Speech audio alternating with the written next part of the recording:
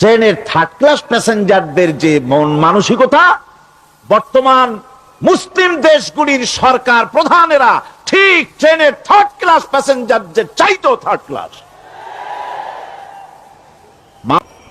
এটা হচ্ছে ট্রেনের থার্ড ক্লাস প্যাসেঞ্জার্স মেন্টালিটি।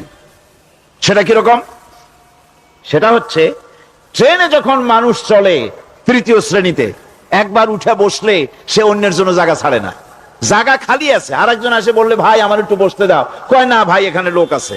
আসলে কিন্তু লোক নাই। আপনি যদি বলেন যে সেই লোক আসলে আমি জায়গা ছেড়ে দেবো, ততক্ষণ তো বসি। আপনি বসলেন, এরপরে আপনি তো বুঝছেন যে লোকটা ফাঁকি দিছে, ওই চিন্তা আপনার মধ্যেও ঢুকবে, আর একজন আসবে বসার জায়গা আছে, আপনি বলবেন না এখানে জায়গা নাই। ট্রেনের থার্ড ক্লাস প্যাসেঞ্জারদের যে মন মানসিকতা, বর্তমান মুসলিম দেশগুলির সরকার প্রধানেরা ঠিক ট্রেনের থার্ড ক্লাস প্যাসেঞ্জারদের চাইতেও থার্ড ক্লাস। জনশক্তি কাজ সবচাইতে বার্ডেন মনে করা হয়।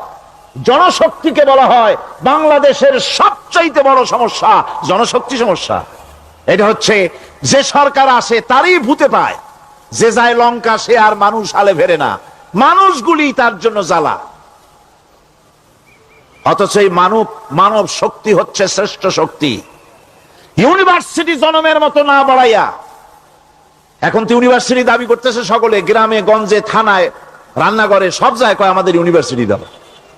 আর ইউনিভার্সিটির ফজিলত কি তা তো আমরা দেখতেইছি।